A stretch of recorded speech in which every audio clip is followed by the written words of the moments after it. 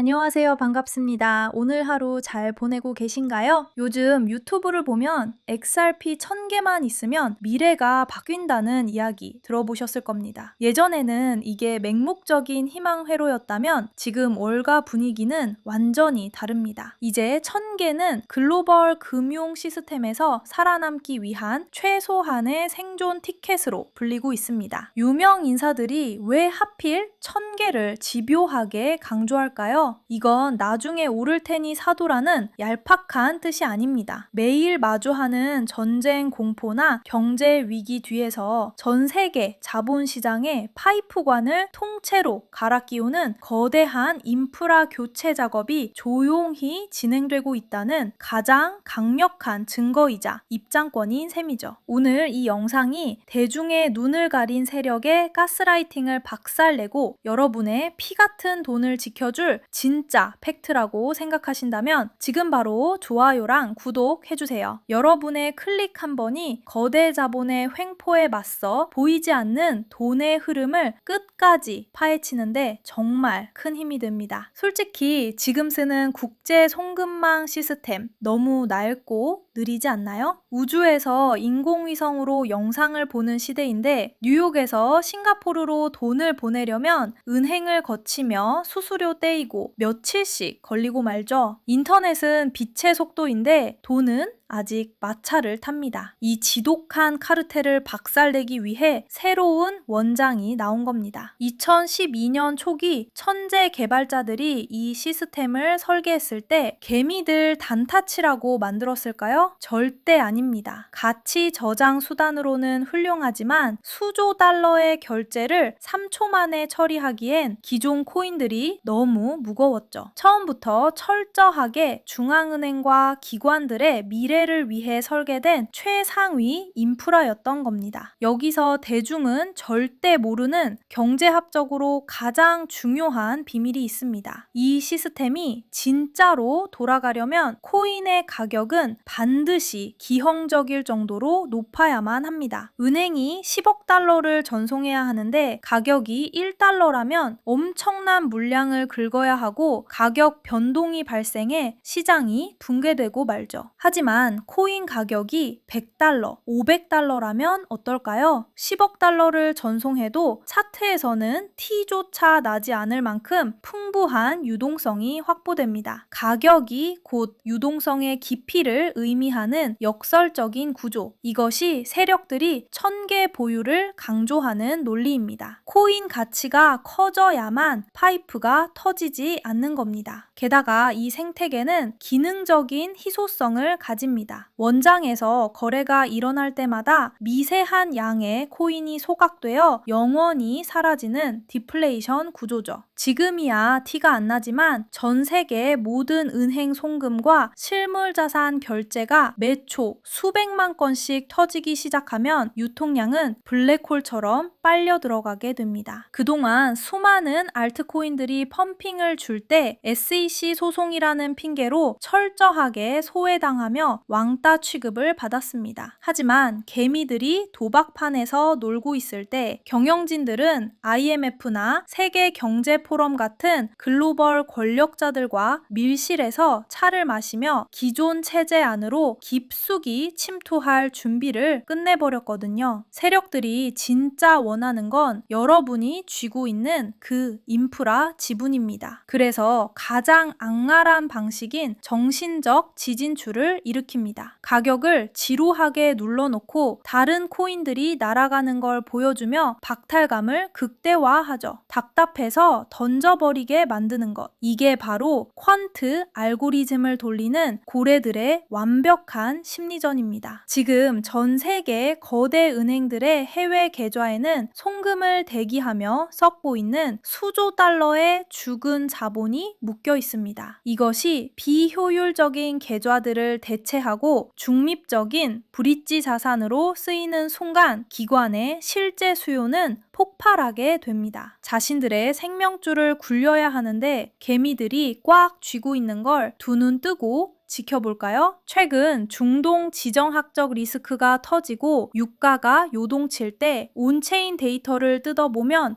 무서운 진실이 보입니다. 전쟁 공포에 개인 투자자들은 미친 듯이 물량을 던졌는데 1억 이상을 굴리는 고래들의 지갑으로는 오히려 특정 자산들이 진공청소기처럼 빨려 들어갔습니다. 고래들은 전쟁의 공포가 아니라 전쟁 이후의 재건과 달러 패권의 붕괴를 사고 있는 겁니다. 브릭스를 중심으로 달러를 못 믿겠다며 새로운 결제망을 찾고 있죠. 이 거대한 분열 속에서 어느 국가에도 종속되지 않은 완벽하게 중립적인 가치 이동 수단, 그게 2025년 이후를 위해 설계된 진짜 핏줄입니다. 한국만 해도 가계와 국가 부채가 6,500조 원을 돌파했습니다. 전 세계가 고장난 경제 기계에 억지로 종이돈을 들이부으며 버티는 이 시스템은 한계에 다다랐습니다. 부채 기반의 거시 경제가 그레이트 리셋을 맞이할 때 살아남는 건 허상의 가치가 아니라 새로운 판에 맞게 설계된 유틸리티 자산뿐입니다. 1988년 유명 잡지 표지에 불타는 지폐 위로 불사조가 동전을 걸고 솟아오르는 그림이 실렸습니다. 달러 패권이 타들어가고 새로운 단일 통화를 찾게 될 거라는 예언이었죠.